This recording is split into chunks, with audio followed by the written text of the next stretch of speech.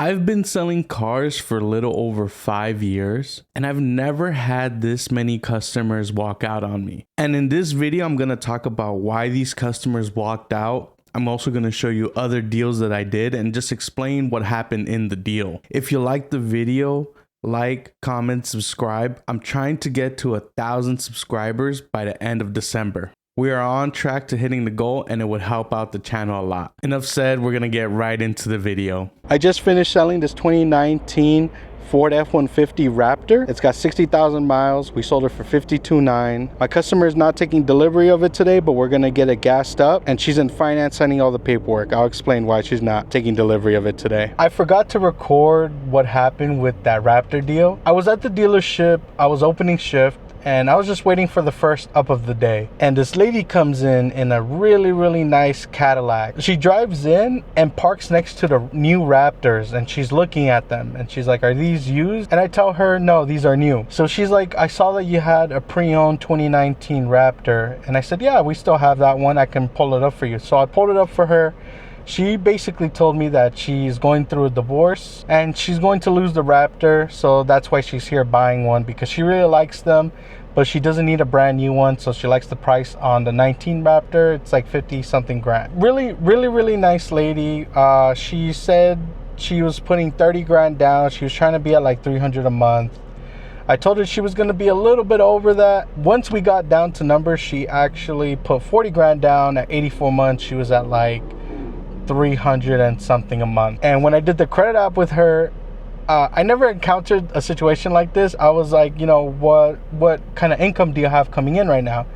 She said she doesn't work and that she was getting $25,000 in alimony, which was, well, I was like, whoa. Like, I didn't, you know, make it a big deal at the table, but in my mind I was like, wow, that is a lot of money in alimony. Anyways, we wrapped up the deal. She loved the Raptor. She brought us a cashier's check, came and picked it up later that day, and she took it home, and she absolutely loved that truck. And she said she just needs a truck, and sometimes she doesn't want to put all that stuff in her Cadillac. And she ended up bringing in a Cadillac V, which was like, I think it's a $170,000 car. Very nice lady. A pleasure to sell a car to, and it was another deal for the book. I just finished selling this 2024 Ford Bronco. My customers actually stormed out the dealership, but my manager was able to help me out and save the deal. I'm gonna go ahead and gas it up and get it ready. My customers are in finance. So yeah, my customers almost dipped. They're from Pahrump. So I live in Las Vegas, and Pahrump is a really small town, not too far from us. So a lot of people like to buy their cars from here because we have more selection in general than the local dealerships over there. They picked out 3 Broncos, and we came to a decision that the green one, the 24, was going to be best for them. They liked the color. They liked that it was a 2024, so we can give them a better deal on it. So we get down to numbers. They have tier 1 credit. Approval's not an issue. They want a lease. They told me that they wanted to be no more than $1,000 a month. But then when I got to the table, they said that they want to be more than $800 a month. So when we get to the numbers, they're at $1,000 down with $2 grand down. And obviously they didn't want to do that. So I came back at them at $900 a month. And that's the thing about sales, is we're going to try and reach a middle ground. Sometimes the customer has a good budget in mind where it just straight deal, they get the deal that they want. But ultimately, since you don't want to do this back and forth thing, at $870 is where I know my manager would take it. It's still a good deal for you because we have to discount the car. They were already getting $8 grand in rebate plus whatever we were discounting. So when I told them that, they got kind of upset, and they were like, you know what, never mind, I don't want to do this whole back and forth thing, yada yada. And I was like, all right, well, let me go talk to my manager. And he was like, well, why don't you bring your manager down here? So I went over there, I talked to my manager. My manager said, yeah, bring him up here. Basically bring him to the desk so they can talk to them. And I told him, yeah, hey, come over here and talk to my manager. And they got upset because of that. They got upset because I told them to come talk to my manager instead of my manager come talk to them. But they started getting real loud and saying that there's no one buying cars right now, that it's a 24 and 2026s are going to come out pretty soon, that we should give them what they want. And they wanted to be at $750 a month. They wouldn't even do $800 with me, but then They got in their cars, and my manager went out there and talked to them. And I don't get why some customers say they don't like to do the whole back and forth thing. At the car, they were doing the back and forth thing. So, except it's with my manager, so they can get kind of a quick answer there. So they agreed to $799 a month with their first payment due today. Yeah, my manager came out, saved the deal. This is the second, if you watch my last video, this is the second couple that I've had walk out on me. And to be honest, I'm not even like a very pushy person. Like, I'm not disrespectful or rude. I'm just trying to, you know, do my job. But I don't know, Ford is the only brand I've ever had anyone act like this. Like at Ram and at Honda, I never had people walk out on me.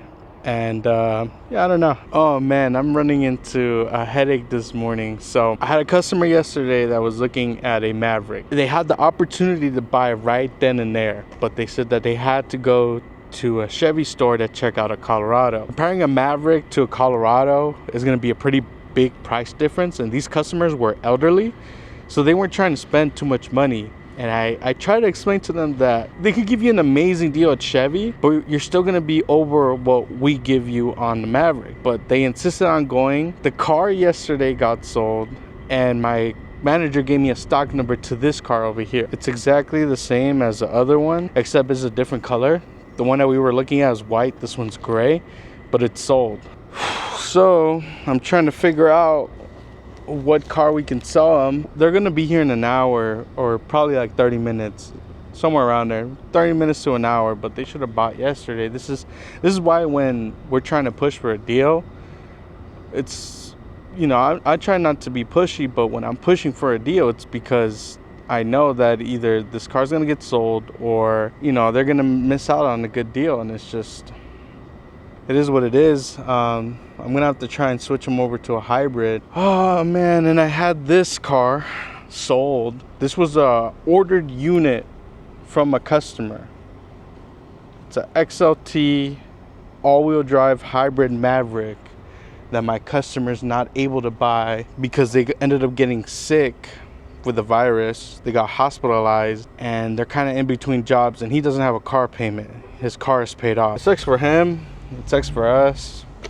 Well, not really for us, because we could still sell it, but it just sucks for me because I was hoping to get this car deal out. But I mean, I'd do the same if I was in the customer's shoes. I'd prioritize my money and my health first than to get a new vehicle. But it's really crazy how 4 months can change your life. Hopefully that guy gets back on his feet. He seems like a smart guy with his finances, so I think he'll be all right. It's August 30th. It's our Labor Day weekend. I was able to convince my customer to take a hybrid, so the deal went through. Before they came, they actually went to another Ford store, got a better number, and we told them we would just match that number. This is the process that they wanted to do. They wanted to go look at the car, get the numbers, submit their credit union application, then go to that credit union, get the check, and get it the next day after they get the check. So basically, my customer came in on Wednesday. We matched the deal that our Ford competitor was giving them, because we're like 2 miles from them versus 12 to 14 miles from our competitor.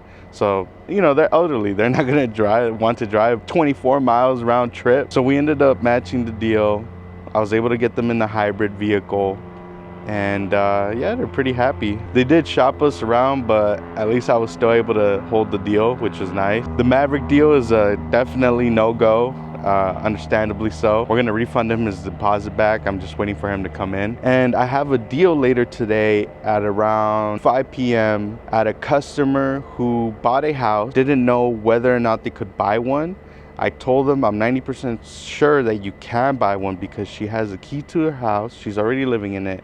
She signed paperwork, but I guess on the website, on the mortgage company, the deed, it's still under the previous owner's name. You know, who am I to tell a customer like, hey, don't worry, you're good. Your house is not gonna get, you know, unwinded. She texted me last night saying that the deed in her name changed, so she wants to come in and buy it now. Today is September 1st. It's Labor Day. I just finished selling this 2025 Ford F-150 Tremor, but my customers are not able to take the vehicle home today. I wish my customers would be able to take the vehicle home today, but there's a recall on it for the software. It's a system software, and normally we'd get this done right now with our technicians, but it's Labor Day, so our technicians are not here.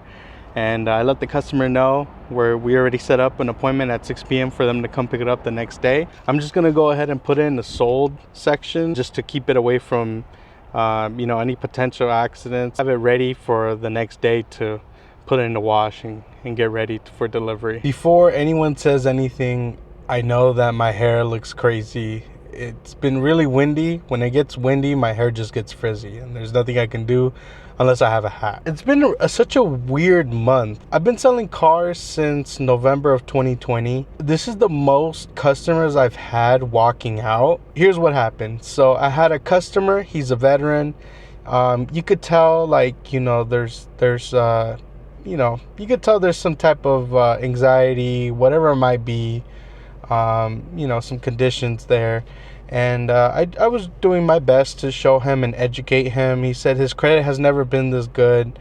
And when he went to the bank, they told him that he could basically buy whatever he wanted. But he wanted to be at a certain payment. And he was looking at Broncos. And most Broncos are not within the payment that he wanted.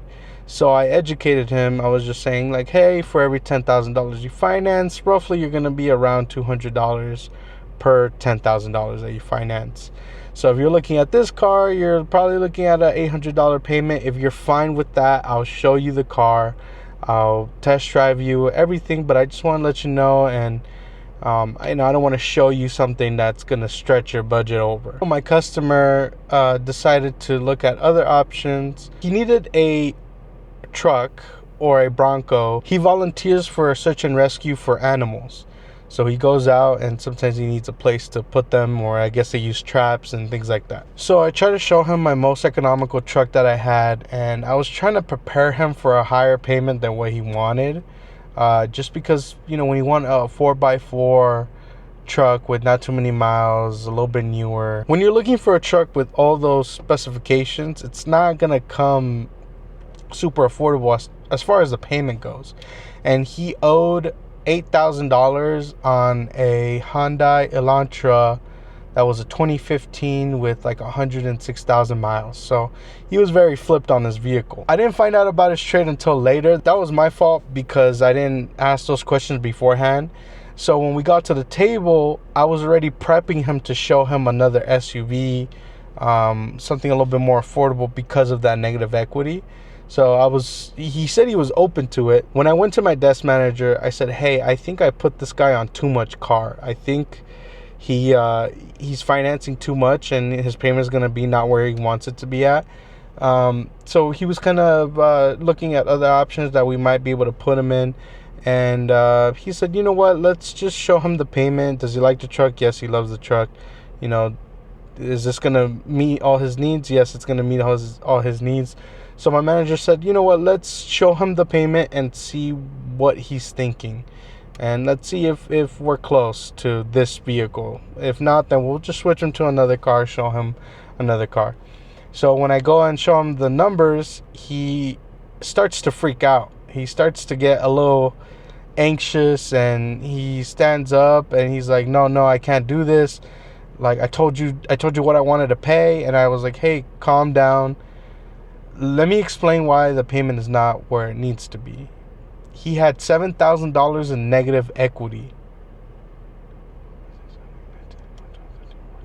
That alone is $140 in payment that you're carrying over to the new loan. So I kind of try to break it down for him, but he was so freaked out that he didn't want to look at more numbers or look at other vehicles. He started making the excuse that he had 4 animals that he needed to take care of at home.